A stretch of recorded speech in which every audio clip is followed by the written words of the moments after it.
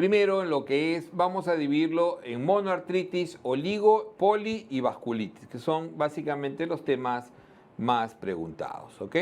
De la monoartritis como tal, nosotros sabemos que el examen fundamental, siempre recuerden eso, toda monoartritis, independiente del compromiso monoarticular, o sea, yo sé que una monoartritis es una sola articulación, pero es inflamatorio en sí, porque también puede ser un compromiso monoarticular sin inflamación, como está acá. Entonces, al final, nosotros vamos a diferenciar las monoartritis en general por la artrocentesis, ¿ok? Entonces, la artrocentesis va a ser el examen fundamental. Y entonces nosotros vamos a tener que diferenciar lo que es normal en celularidad, por ejemplo, si nosotros hablamos de celularidad, vamos a hablar de que un normal es menos de 200, de 0 a 200 células, ¿ok? 10 a 20% de polimorfos nucleares. Y aquí obviamente que cultivo va a ser negativo y los cristales va a ser negativo. El aspecto es prácticamente claro. En cambio, el no inflamatorio, que no es normal, pero no es un proceso inflamatorio, en este caso generalmente artrosis, el no inflamatorio va entre 200 y 2000, ¿ok? Y más o menos puede tener hasta un 25% de polimorfos, sigue siendo negativo y los cristales negativos, el color ligeramente amarillento. Mientras que ya el inflamatorio no solamente es mayor de 2000, sino suele ser el inflamatorio alrededor de 20.000 como promedio y puede llegar hasta 50.000 en el caso de la gota, por ejemplo, en la fase muy aguda. 50% de polimorfos nucleares, ¿no? Cultivo negativo, pero suele ser positivo los cristales si es gota o pseudogota, ¿ok?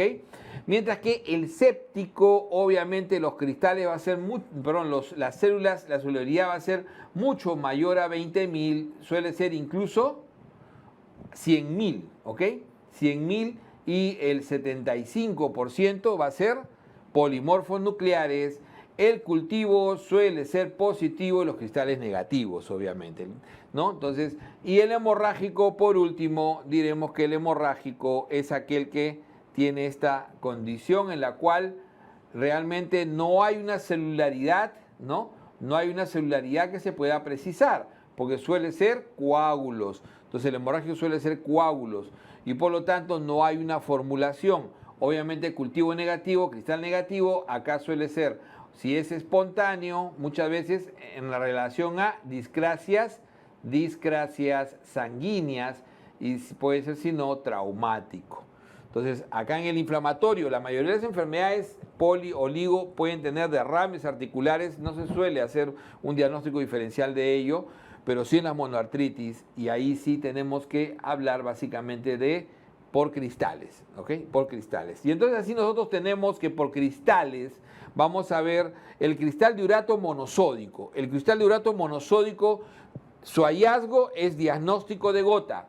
Dicho de otra manera, no hay diagnóstico de gota 100% certero si no hay cristal de urato monosódico, que es un cristal en forma de aguja amarillento, no, birrefringencia negativa. Y recordando siempre que la gota es una enfermedad, ¿no?, inflamatoria intensa, que usualmente el cuadro agudo produce podagra clásica, ¿no es cierto? Mientras que cuando hacemos el diagnóstico diferencial, vamos a obtener el otro tipo de cristal, que es el cristal de pirofosfato cálcico. Y el cristal de pirofosfato cálcico que nos puede generar la pseudogota, ¿no es cierto? La pseudogota, aunque también lo hallamos en la condrocalcinosis, pero si hay proceso inflamatorio será pseudogota. ¿Qué pasaría si en lugar, o sea, cuando nosotros hacemos un examen artrocentésico, nosotros vamos a definir dos exámenes inmediatos al pie de la cama? Pregunta examen, ¿no es cierto? ¿Cuáles son los exámenes de alta utilidad? La tinción de Gram y la búsqueda de cristales. Si en esa tinción de Gram nosotros aislamos bacterias, ese es positivo el gran, entonces vamos a tener una artritis séptica y definitivamente la artritis séptica en esta artrocentesis vamos a ver en el 70% de los casos Staphylococcus aureus, que es lo más frecuentemente visto en la artritis séptica aguda, mientras que en la crónica, siempre recordar, ¿no?, que en la crónica lo que más se puede ver es TB, aunque eso no se va a ver en la tinción ni siquiera en el BK, sino en la biopsia sinovial. Y entonces así tenemos nosotros que la artritis séptica es un tema fundamental, siempre preguntado, y la artritis séptica tienen que recurrir en este sentido. La artrocentesis es el examen por excelencia que nos va a demostrar, ¿no? En el caso de la aguda fundamentalmente nos va a demostrar, ¿no?, en el 80 a 90% de los casos el cultivo positivo. Mientras que en la crónica vamos a ver las características clínicas, sospechar, y la primera causa será tuberculosis y el diagnóstico se hará por biopsia sinovial. Entonces, en el caso agudo, habíamos dicho Staphylococcus aureus es lo más frecuente y nosotros vamos a tener ahí que definir bien, el 70% es de lo más frecuente, Staphylococcus aureus, el 70% van a ser de este tipo. Staphylococcus aureus es el que más se asocia a todos los grupos de edades, pero el que más se asocia al paciente con trauma, que muchas veces es la causa o el punto de entrada. Generalmente la articulación es una articulación previamente dañada, ¿no? Una articulación previamente dañada. Generalmente esto se va a manejar, ¿no?, con oxacilina, si es que es un paciente inmunocompetente y sin ningún tipo de factor de riesgo, o con vancomicina si es traumático o si tiene algún factor de riesgo. Mientras que bacilo gram negativo es lo característico que se puede ver en los pacientes inmunosuprimidos y los pacientes hospitalizados que hacen artritis séptica. Y la gonocócica, o sea, todos los demás se les suele llamar no gonocócicas, a la mayoría, al todo el otro grupo en general se les suele llamar no gonocócicas en las clasificaciones, porque la gonocócica se separa completamente, a pesar de que hoy en día no es muy frecuente. La gonocócica es asociado a la ITS, que se suele hacer una gonococia diseminada, más frecuentemente en mujeres jóvenes que se han transmitido la infección de transmisión sexual durante la gestación o durante la menstruación y hacen la clásica triada. ¿Cuál es la triada? La primera semana suelen hacer los pacientes artritis, una incluso artritis migratoria, hacen tenosinovitis y un rash morbiliforme, o hacen un eritema multiforme, característico para después localizarse en una sola articulación. El manejo entonces pasa fundamentalmente de la artritis séptica, siempre recordar que el paciente empírico es el paciente que no ha tenido, obviamente, no hemos podido precisar la bacteria para iniciar el tratamiento. El paciente inmunocompetente y que no es traumático, que no es trauma, es el paciente que va a ir con oxacilina o incluso cefazolina. En cambio, el paciente, en el caso empírico, el paciente sea traumático o inmunosuprimido por alguna causa, sea por un factor concomitante como diabetes, etcétera, estos pacientes van con una cefalosporina de tercera, que generalmente es la ceftriaxona, asociado a vancomicina. Ahora, el paciente inmunosuprimido como tal, o sea, no con factores, sino el paciente inmunosuprimido como un VIH o el paciente hospitalario, ya la cefalosporina tiene que ser antipseudomónica más vancomicina. Antipseudomónica como ceftazidima o cefepime. Ese es lo característico, ¿ok? Ahora, el tratamiento, si fuera crónico y es TB, recordar que Cuando es artritis séptica pura, es esquema 1.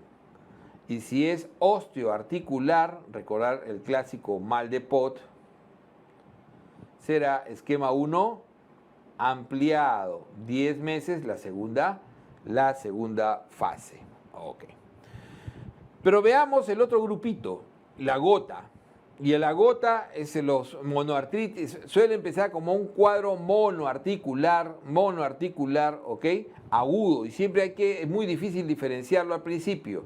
Por eso es que es la gran emergencia del reumatólogo, una monoartritis, ¿no? Una monoartritis aguda. La monoartritis aguda primero se tiene que descartar siempre entre gota y artritis séptica. Obviamente que la gota es más frecuente en mayores de 50 años y se debe a depósito de cristales de urato monosódico.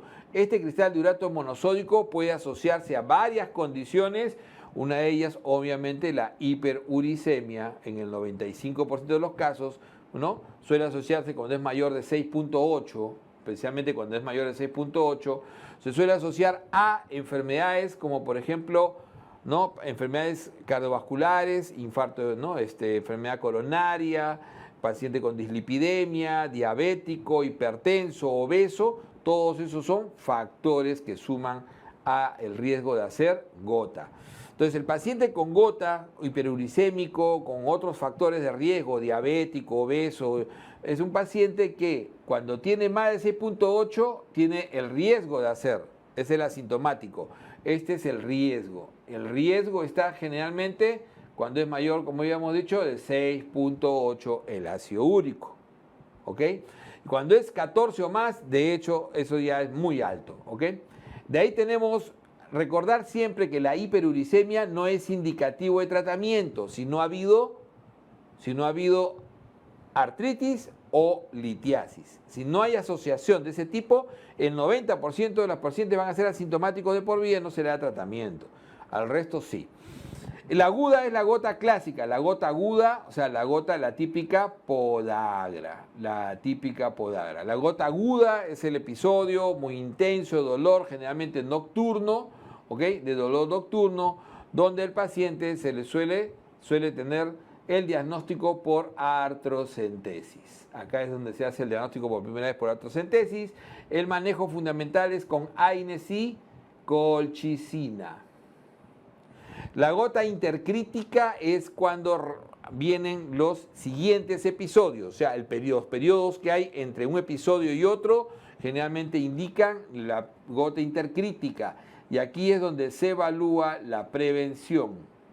¿Ok? La gota intercrítica y el paciente se hace toda la evaluación y se pueden empezar, si es que tiene 2 o más episodios por año, el halopurinol. Y la gota crónica tofacia ya es el paciente que tiene tofos y que es oligoarticular. Generalmente es el 15 a 20% de los pacientes que tienen más de 15 años de enfermedad. Tienen tofos. Estos pacientes siempre van a usar halopurinol y corticoides. Ese es lo característico. Entonces, siempre recordar acá lo que es la podagra, lo característico de la gota aguda, la podagra. Y el diagnóstico, siempre recordar que es artrocentesis y tiene que uno visualizar el cristal, los cristales de urato monosódico. Eso definitivamente. O sea, no debe haber duda de eso. En el manejo, como habíamos dicho, el manejo pasa gota aguda, la gota aguda, ¿no? Típicamente AINE más colchicina.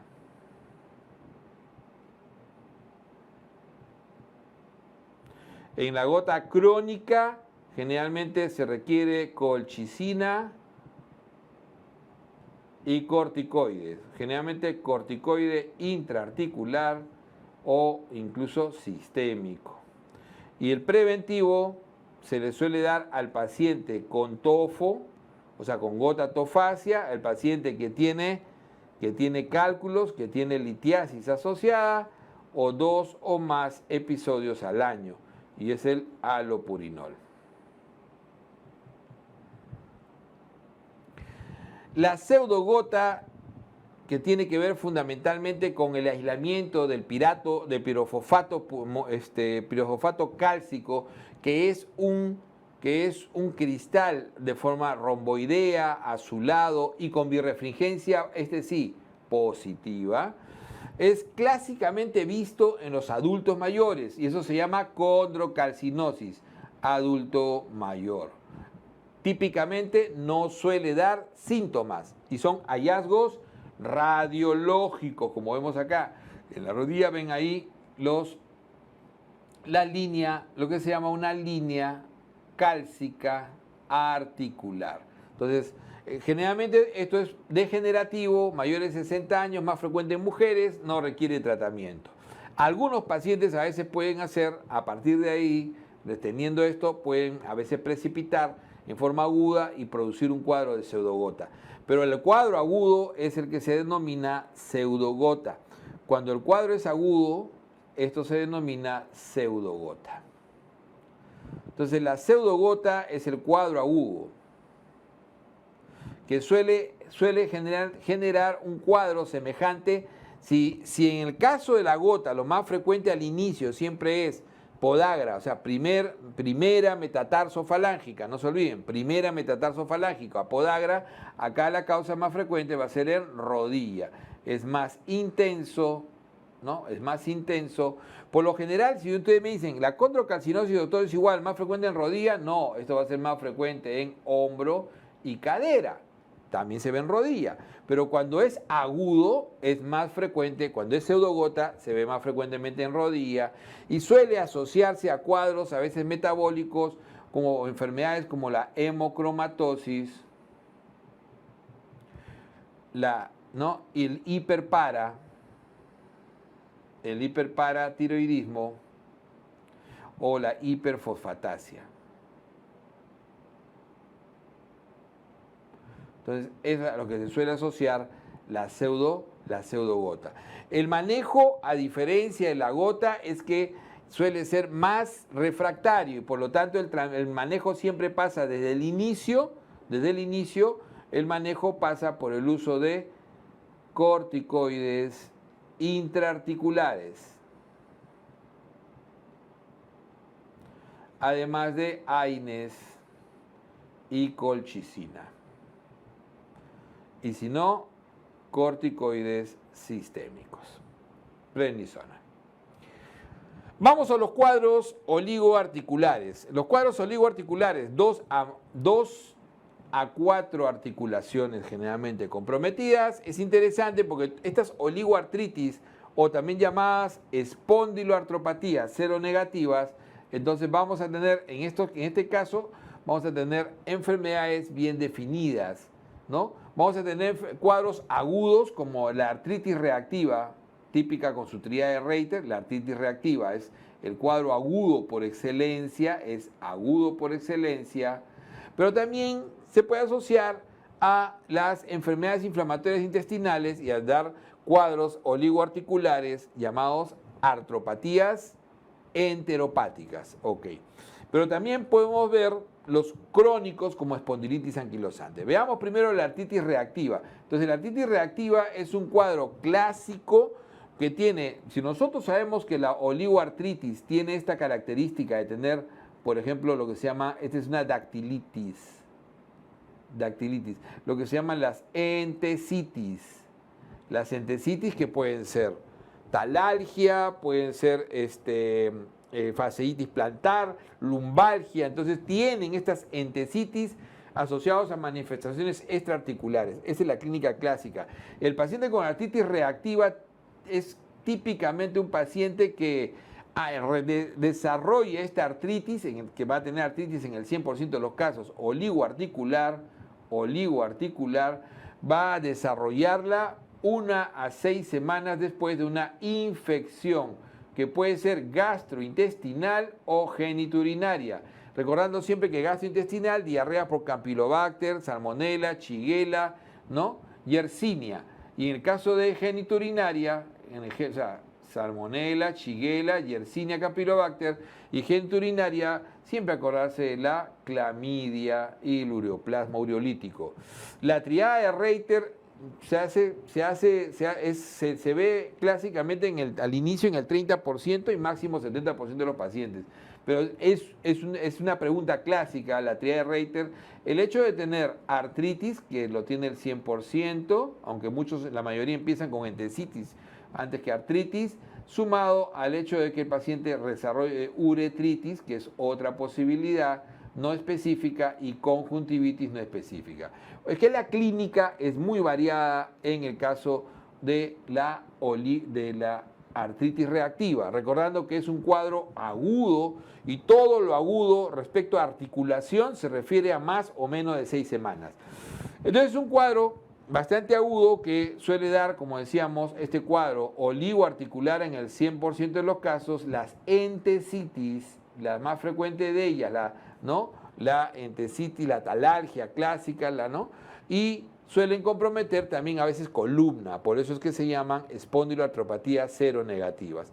Clásicamente, estos pacientes pueden tener además manifestaciones extraarticulares, una de ellas que siempre deben tener en cuenta, además, por ejemplo, las oculares, hay que tener en cuenta que puede incluso a veces producir uveitis, esta es la más grave de todas, puede producir úlceras orales, no dolorosas, y eso tiene que ser diagnóstico diferencial con BSET, ¿ok? Con BSET. Diagnóstico diferencial con la vasculitis de BSET, que ahí sí es la úlcera dolorosa, acá no. Además puede producir balanitis circinada y entonces todo ello puede confundir en el caso del BSET. El manejo fundamentalmente es antiinflamatorio y remite por lo general, la gran mayoría solo, raramente no responde bien a corticoides y podría requerir a veces sulfasalacina cuando el paciente hace compromiso periférico. Mientras que las oligoartropatías, llamadas así también oligoartropatías seronegativas, porque todas tienen, ¿por qué? Porque todas tienen factor reumatoideo negativo.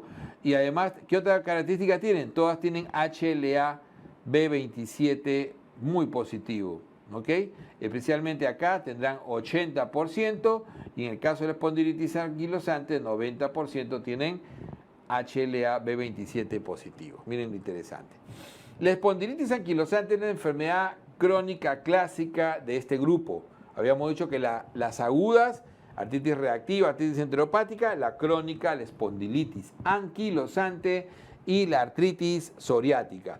La espondilitis anquilosante, siempre la pregunta clásica es típica de pacientes entre 20 a 40 años, sobre todo entre 20 a 30 años, usualmente más varones con lumbalgia, la clásica lumbalgia crónica. Ojo que la lumbalgia no es infrecuente en adultos jóvenes, en jóvenes y adultos jóvenes, pero es típicamente mecánica, ¿sí o no? ¿Ok? Esta va a ser una lumbalgia crónica inflamatoria. Y entonces cuando uno dice eso, usted siempre tiene que acordarse, lo que es inflamatorio en articulación siempre duele más en el reposo y mejora con el ejercicio. Y suele tener rigidez matutina, rigidez matutina, incluso muy prolongada, casi 2 horas, más de 1 hora, y además de eso suele doler más se incrementa en el reposo y mejora con el ejercicio. Y eso es muy característico de estos pacientes. Esa es la gran sospecha. Entonces, pacientes con lumbalgia que suelen tener incluso dolor glúteo. Eso es muy característico. Entonces, la clínica va a sumarle además a estos pacientes, tanto dactilitis, o sea, las entesitis, como el compromiso, el dolor glúteo, que suele ser generalmente para criterio diagnóstico el hecho de que tenga sacroileitis en el 100% de los pacientes, bilateral. Unilateral raro, pero tendría que ser grado 3 o bilateral grado 2, ¿ok? La sacroileitis. Cuando el paciente no tiene sacroileitis, hablamos de espondiloartropatías, ¿no es cierto?, sin sacroileitis, que es una categoría aparte. ¿Ok? Espondiloartropatía sin sacroileitis, que es una categoría aparte. Pero ya no se podría llamar espondilitis anquilosante. La espondilitis anquilosante tiene esta sacroileitis, más un criterio menor que suele ser o la lumbalgia o la espondilitis torácica o el test de Schober positivo. Adicionalmente a eso, estos pacientes suelen tener siempre dentro de las entesopatías, las entesitis en columna, van a producir lo que se llaman los sindesmofitos, que no es criterio diagnóstico, pero es característico, y pueden producir lo que se llama la columna en caña de bambú. Entonces, eso es lo característico, la sospecha, la clínica, el hecho del criterio diagnóstico mayor, que es la sacroileitis, y 3 menores, uno de ellos, y el manejo, que por lo general sobre todo pasa por la medicina física y rehabilitación, el 80% de los pacientes, 2 horas diarias de natación y antiinflamación. Y los pacientes que no responden o que tienen mucho compromiso en la columna suelen utilizar infliximab. Entonces ahí tienen la caña de bambú, miren con sus sindesmofitos clásicos, este es un sindesmofito, ¿no? Y el test de Schober positivo, que es, ¿no?, que evalúa la columna lumbosacra y la dificultad, o sea, la limitación funcional que ésta va a tener. Vamos a la parte poliarticular. Entonces, en lo que respecta a lo poliarticular, ¿no?, vamos a tener múltiples, todas las enfermedades reumatológicas tienden a ser poliarticulares, en su gran mayoría las vasculitis, las miopatías inflamatorias hacen su cuadro articular, generalmente poliarticular, ¿no?, la enfermedad mixta del tejido conectivo, etcétera. O sea, todas ellas, Sjögren, todas hacen su cuadro articular, por eso están dentro de la reumatología.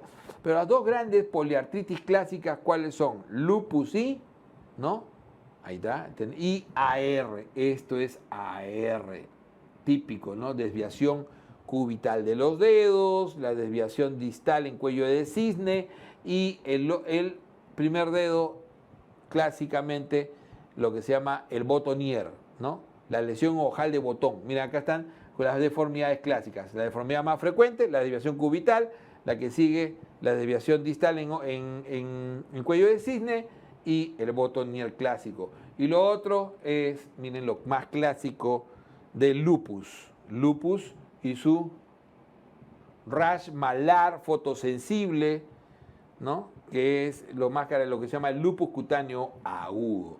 Y entonces así tendremos estas dos grandes, la enfermedad más representativa de la reumatología, que es la artritis reumatoidea, que es una enfermedad autoinmune. Siempre recordar, eso es una enfermedad autoinmune, típicamente una enfermedad autoinmune asociado a factores no conocidos. En realidad es de tipo idiopática 100%. Entonces, enfermedad autoinmune mediado fundamentalmente por linfocitos CD4 y CD8. La clínica característica es que es poliarticular, simétrica, bilateral aditiva, erosiva, deformante, luxante y anquilosante. Mientras que después vamos a ver esa diferencia respecto a quién, a lupus. Los criterios pasan fundamentalmente por el diagnóstico. Recordar que esta enfermedad empieza siempre por síntomas generales, decaimiento, es una enfermedad sistémica, pero el compromiso articular es lo más importante. Me da 5 puntos, sobre todo si es de mayor de 10 articulaciones pequeñas, por lo menos un grupo de ellas, ¿ok? Mientras que me va a dar lo que es los reactantes de fase aguda o será la serología? La serología. La serología, que son los anticuerpos, esa es la característica. Doctor, pero no es mediado por linfocitos. Recuerden que la respuesta inmune siempre es por las dos vías. La más importante acá, el mecanismo de daño mayor está mediado por linfocitos, pero se generan anticuerpos, se inducen anticuerpos, que son el factor reumatoideo y el antipéptido cíclico citrulinado. Este es el más específico, ¿ok? Ambos son igual sensibles, este es más específico y más precoz. Y me pueden dar 2 y 3 puntos. Si es que son títulos altos o si son solamente positivos, 2 puntos. De ahí tengo los reactantes de fase aguda, siempre acordarse de los reactantes de fase aguda, me dan un puntito, sea PCR o BCG, y el tiempo de enfermedad, que si es crónico, o sea, mayor de 6 semanas, me dará otro puntito.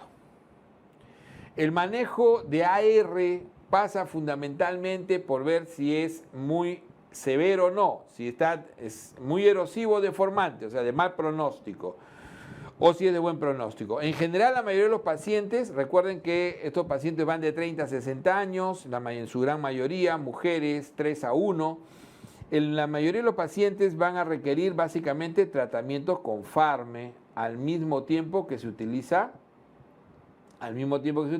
antiinflamatorios, que lo más utilizado es obviamente naproxeno como AINE o prednisona, que es lo que más utilizamos como antiinflamación hoy en día. Y el Farme no selectivo de elección es el metrotexato. El metrotexato. ¿Ok? Mientras que el paciente que no responde o que es desde el inicio severo en su cuadro, tendrá que utilizar Farmes selectivos o también llamados terapia biológica, que va específicamente a un mediador de daño, o sea, a una citoquina, como pueden ser anti-TNF, por ejemplo, como es el infliximab, el anti-TNF, adalimumab, golimumab, o también puede ser anti-TNF específico, como por ejemplo etanercept. Ok. Recordar que al otro lado vamos a tener el lupus, que es la mitad de este, o sea, este es más o menos 1% de la población, este va a 0,5. Y es más frecuente, este es más frecuente en mujer que en varón, al igual que el otro, pero este es 10-1, es muy marcado, ¿ok? Que en varón. También es una enfermedad autoinmune, pero que sí tiene factores ambientales importantes, fármacos, por ejemplo, ¿no? Radiación ultravioleta B es importante. En la clínica, la gran diferencia es que o sea, acá existe en AR existen manifestaciones extraarticulares importantes, que podemos mencionar, la más importante de todas, los nódulos reumatoideos, la asociación con Sjögren, puede haber, ¿no? Escleroconjuntivitis clásica, puede haber incluso pleuritis, ¿no? Reumatoidea, pero acá el compromiso sistémico es mayor y los grandes factores pasan primero por la parte inmunológica. Pero es que en la clínica de lupus, recordar que se van sumando el compromiso general, que es muy temprano, el compromiso articular, que es una de las manifestaciones más tempranas, y que ahí vienen las grandes diferencias. También es poliarticular, no necesariamente inflamatorio, puede ser poliartralgia, pero es poliarticular, simétrica, efectivamente. Pero este es más migratoria. Entonces ahí está, primera diferencia con el aditivo. Migratoria, no erosiva, segunda gran diferencia, no erosiva. Y a partir de ahí todo lo demás es diferente. Es no deformante, no suele ser producir luxaciones ni anquilosis. Es raro que haya deformidad.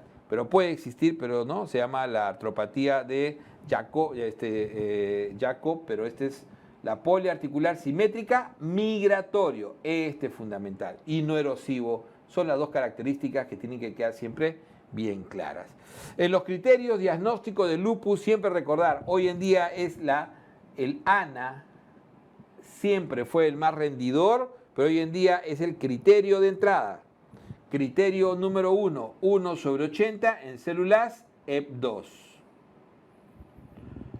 ¿Ok?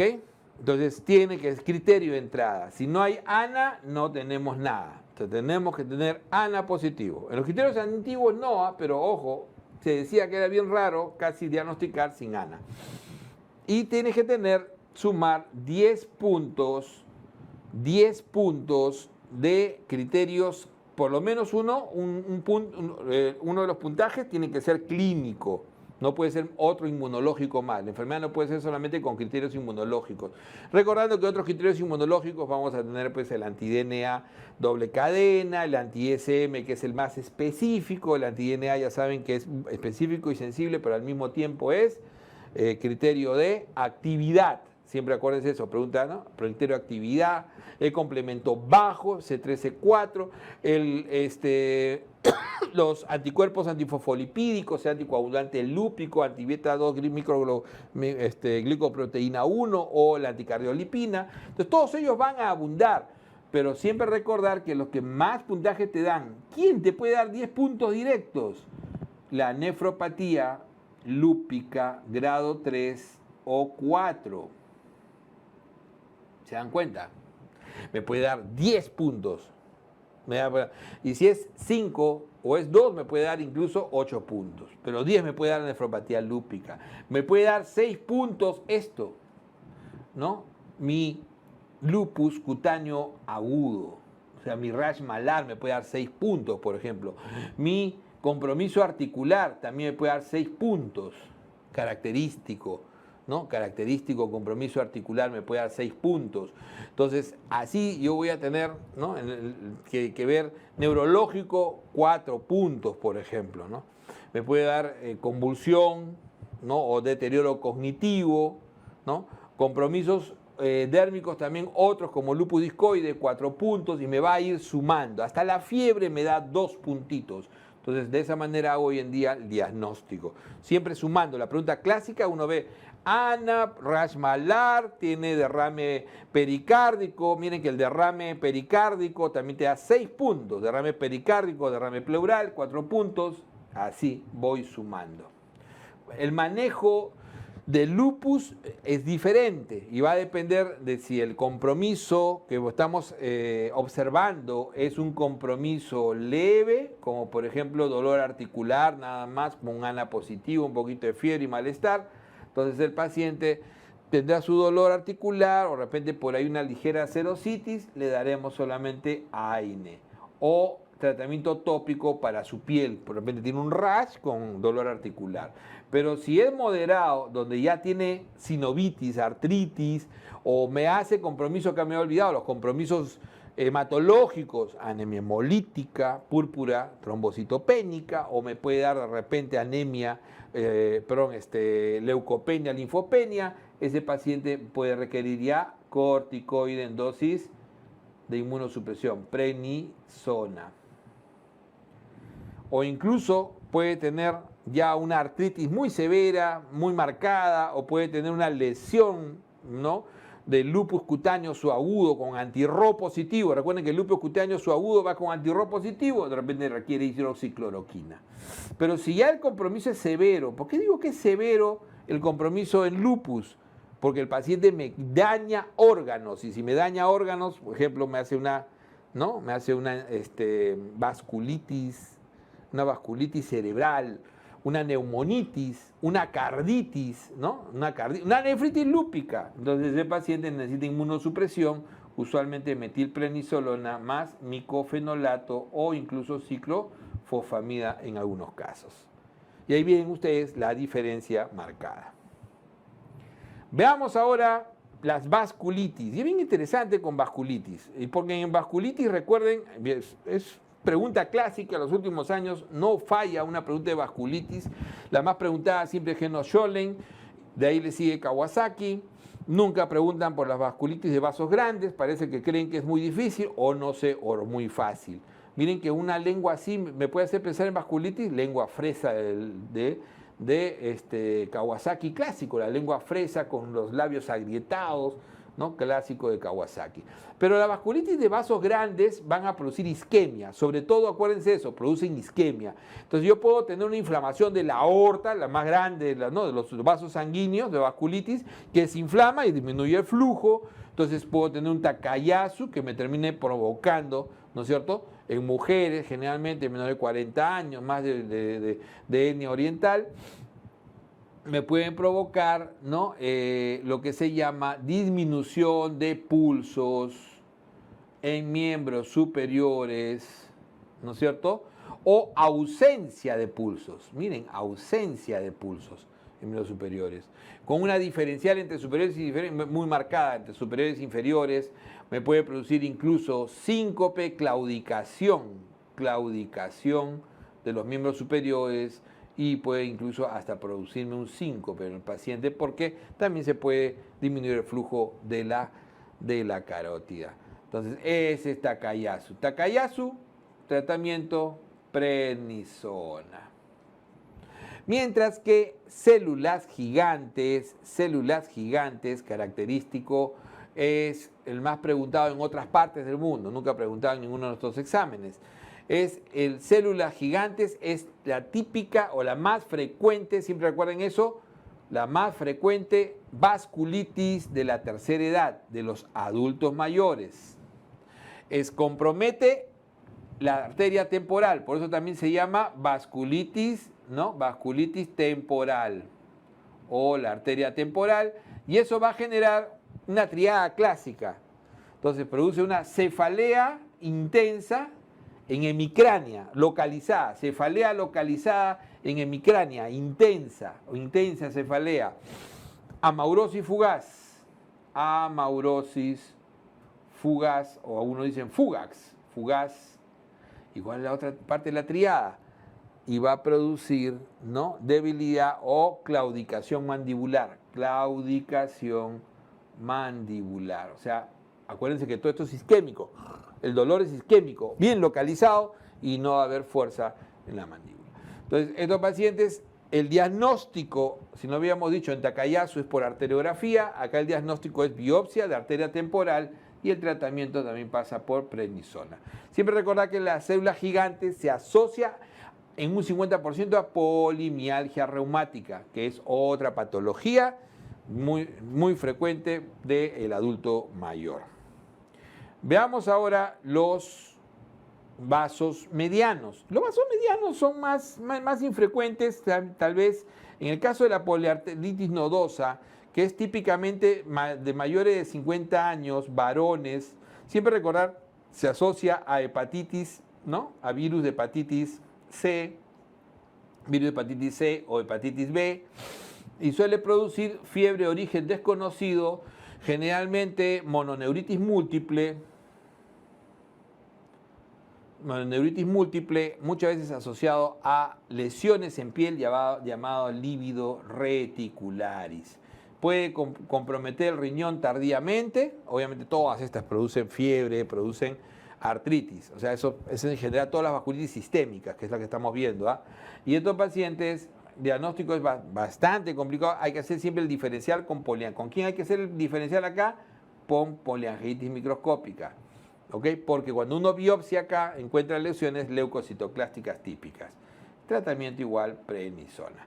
Y la Kawasaki, que es una de las más preguntadas, es una vasculitis de niños, generalmente menores de 5 años. ¿Ok? Entonces Kawasaki es una de las más preguntadas. Y puede asociarse a veces a enfermedades virales, como que se ha asociado a COVID. Característicamente son pacientes que hacen una fiebre, todos son febriles, pero hacen una fiebre muy intensa, incluso mayor de 40 grados. Hacen un rash morbiliforme, asociado generalmente a compromiso de mucosas, úlceras en mucosas, inyección conjuntival,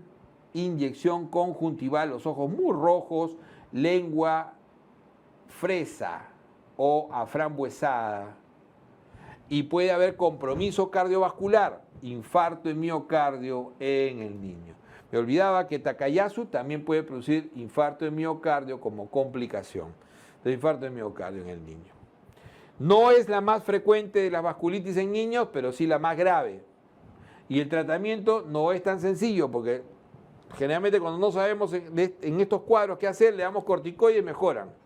Pero este no mejora con corticoides, sino con inmunoglobulina intravenosa. Ese es el tratamiento de Kawasaki. Pregunta clásica de los últimos años. Lengua fresa, rash, inyección conjuntival. Ojo que esa conjuntivitis es no secretoria, ¿no? Fiebre intensa, niños menores de 5 años. Y de ahí vamos con los vasos pequeños. Entonces estábamos acá con los vasos grandes, vasos medianos y ahora para abajo vasos pequeños. La lesión clásica de vasos pequeños siempre es en piel, las lesiones papulares, ¿no? Como una púrpura palpable, que si uno la biopsia va a ser lesiones leucocitoclásticas. Estos pacientes tienen su artritis, su fiebre, pero adicionalmente a eso tienen algo especial. Este primer grupo son ANCA positivo. Entonces, poliangeitis granulomatosa de Wegener, poliangeitis eosinofílica de Chur-Strauss, poliangeitis microscópica son ANCA positivos y es uno de los principales factores para el diagnóstico.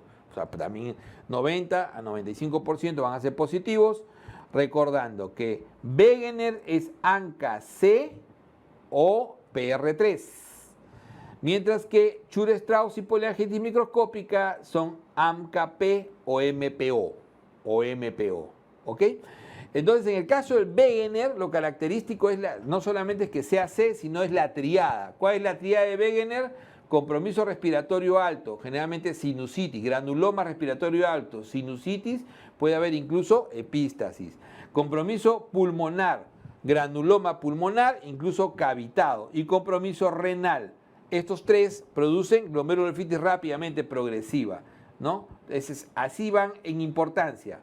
Respiratorio alto, pulmonar y renal, característico. El diagnóstico pasa, la biopsia que más ayuda es la biopsia de riñón y el ANCA-C es altamente sensible y específico.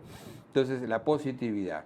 Entonces, el tratamiento de un Wegener pasa fundamentalmente por corticoide y ciclofosfamida o micofenolato. Mientras que acá cuando tengo ANCA-P yo tengo que pensar, ¿tiene eosinofilia? ¿Tiene eosinofilia periférica intensa? Sí tiene eosinofilia, Chur-Strauss. No tiene eosinofilia, poliangeitis microscópica. Aunque los cuadros también clínicos varían bastante porque el Chur-Strauss típicamente es un paciente con un asma severo, refractario, con infiltrados pulmonares eosinofílicos, ¿no? Transitorios, o sea, lo que se llama las neumonías transitorias,